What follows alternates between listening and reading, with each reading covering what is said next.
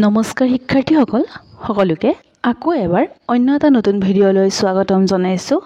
আজি আমি আলোচনা কৰিম ক্লাছ 11ৰ পলিটিকেল সায়েন্স সাবজেক্টৰ চেপ্টাৰ 1 সংবিধান কিয় আৰু কেনেকৈ নামৰ যোনটো তোমালোকৰ অধ্যায় 1 আছে তাৰ সকলোবোৰ প্ৰশ্ন উত্তৰ আজি এই ভিডিঅ'ত আলোচনা কৰা হ'ব। আৰু আমি ইয়াৰ আগতে পাৰ্ট 1 এটা ভিডিঅ' আপলোড কৰিছোঁ। তাত তোমালোকৰ যোনখিনি শৰ্ট কুৱেশ্যন আছিলে আৰু যোনখিনি তোমালোকৰ চমুকৈ লিখা বুলি যোনখিনি আহে 1 নম্বৰ 2 নম্বৰৰ সেইখিনি কুৱেশ্যন তাত আলোচনা কৰা হৈছিলে। আৰু আজি এইটো ভিডিঅ'ত আমি যোনখিনি তোমালোকৰ ৰচনাধৰ্মী প্ৰশ্ন বুলি কয় যোনখিনি লং কুৱেশ্যন আনসাৰ সেইখিনি আমি আজি এইটো ভিডিঅ'ত আলোচনা কৰিম। গতিকে তোমালোকে ভিডিঅ'টো শেষলৈকে চাবা। আৰু এতিয়া পলম নকৰি ভিডিঅ'টো আৰম্ভ কৰোঁ ব'লা। ইয়াৰে প্ৰথমটো প্ৰশ্ন তোমালোকক সুধিছে সংবিধান সভাৰ গঠন আৰু কাৰ্যাৱলীৰ বিষয়ে আলোচনা কৰা। ইয়াতে সংবিধান সভা কেনেকৈ গঠন কৰা হৈছিলে, কি হৈছিলে গোটেইসমূহ দিয়া হৈছে। স্ক্ৰীনশ্বট লৈ লোৱা ধুনীয়াকৈ, তোমালোকে নোটছ বনাই ল'ব পাৰিবা। তাৰপিছতে ইয়াতে সংবিধান সভাৰ মূল লক্ষ্যসমূহ কাৰ্যসমূহ সেইসমূহ দিয়া হৈছে। এইসমূহ তোমালোকে স্ক্ৰীনশ্বট লৈ লোৱা, ধুনীয়াকৈ পঢ়ি ল'ব পাৰিবা আৰু ইয়াৰ পৰা নোটছ বনাব পাৰিবা। তোমালোকে এইখিনিও পঢ়া, কিতাপো পঢ়া, কিতাপৰ পৰাই এইখিনি দিয়া হৈছে। গতিকে তোমালোকে যিসকলে তোমালোকে কিতাপ লোৱা নাই সেইসকলেও এই প্ৰশ্ন উত্তৰসমূহ এনেকৈ ইয়াৰ পৰাই লিখিব পাৰিবা, ঠিক আছে। ইয়াৰ পিছতে ভাৰতীয় সংবিধানৰ মূল উৎসসমূহ চমুকৈ লিখা। ভাৰতীয় সংবিধানৰ মূল উৎসসমূহ লিখিবলৈ দিয়া হৈছে। ভাৰতীয় সংবিধানৰ মূল উৎসসমূহ হৈছে ভাৰত শাসন আইন, এ বি দি পেলাই লিখা হৈছে। তোমালোকে ওপৰত ধুনীয়াকৈ অকণমান লিখি ল'বা আৰম্ভণি যে ভাৰতীয় সংবিধানৰ মূল উৎসসমূহ তলত চমুকৈ আলোচনা কৰা হ'ল। তাৰপিছত দি পেলাই ভাৰত শাসন আইন বুলি লিখি এনেকৈ এক্সপ্লেইন কৰি দিবা। তাৰপৰা ব্ৰিটেইনৰ শাসন ব্যৱস্থা এক্সপ্লেইন কৰি দিবা অলপমান। তাৰপৰা ন্যায়িক সমীক্ষা অলপমান এক্সপ্লেইন কৰি দিবা। তাৰপিছতে তোমালোকে 4 নম্বৰটো লিখিব পৰা আইন আৰু অধ্যাদেশ, তাৰপিছতে অলপমান এক্সপ্লেইন কৰি দিবা। মানে মূল পইণ্টখিনি তোমালোকে ধুনীয়াকৈ মুখস্থ কৰি ল'বা বা মনত ৰাখি ল'বা আৰু তোমালোকে তাৰ পৰা অলপমান এক্সপ্লেইন কৰি দিবা। তাৰপিছত 5 নম্বৰতে সংবিধান সংশোধন, তাৰপৰা 6 নম্বৰতে সমালোচক মন্তব্য আৰু ইয়াৰ পিছতে অকণমান সামৰণি দি দিবা। তোমালোকৰ আনচাৰটো সম্পূৰ্ণ হৈ যাব।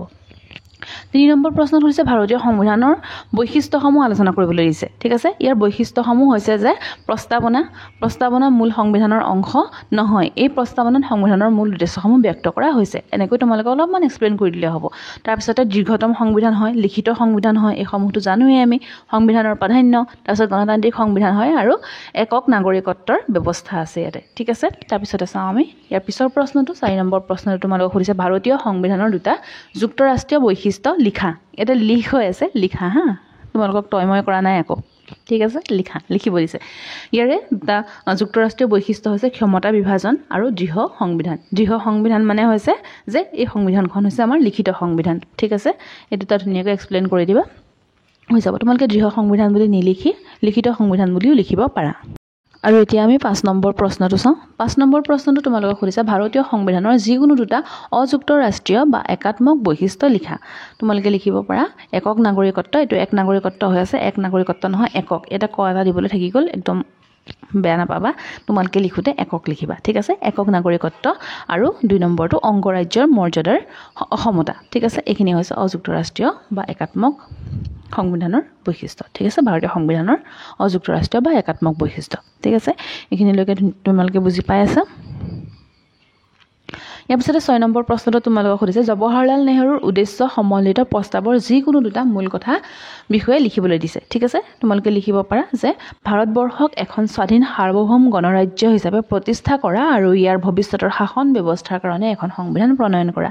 2 নম্বৰতে তোমালোকে লিখিব পাৰা সাৰ্বভৌম স্বাধীন ভাৰতবৰ্ষ ইয়াৰ অংগৰাজ্যসমূহ আৰু চৰকাৰৰ অংগসমূহে ক্ষমতা আৰু কৰ্তৃত্ব জনসাধাৰণৰ পৰা লাভ কৰিব, ঠিক আছে। জনসাধাৰণৰ পৰা দেই, এইটো সাধাৰণক কৈ আছে, সাধাৰণৰ পৰা ঠিক আছে। তোমালোকে এইখিনি লগত ধুনীয়াকৈ বুজি পাইছা। আৰু এইটোৱে আছিলে আজি শেষৰটো প্ৰশ্ন। আৰু তোমালোকে ভিডিঅ'টো চাই কেনে পালে জনাবা। মই পাৰ্ট 1 ভিডিঅ' এটা যিহেতু দি থৈছোঁ, গতিকে তাৰ যোনখিনি কুৱেশ্যন ৰৈ গৈছিলে সেইখিনি কুৱেশ্যন তোমালোকৰ বাবে লৈ আহিছোঁ। গতিকে ভিডিঅ'টো ইমানলৈকে আছিলে। আৰু তোমালোকে ভিডিঅ'টো চাই কেনে পালা কমেণ্ট বক্সত লিখি জনোৱাৰ লগতে তোমালোকৰ বাবে কেনেধৰণৰ ভিডিঅ' লৈ আহিব লাগে সেইটোও মোক কমেণ্ট বক্সত লিখি জনাই দিবা। আৰু চেনেলটো যদি প্ৰথমবাৰৰ বাবে আহিছা তেনেহ'লে চেনেলটো ছাবস্ক্ৰাইব কৰিবা, লগতে ভিডিঅ'টোত এটা লাইক কৰিবা।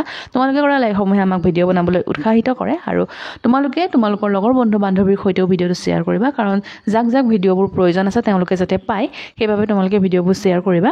আৰু তোমালোকে ভিডিঅ'টো শেষলৈকে চোৱাৰ বাবে তোমালোকক বহুত ধন্যবাদ।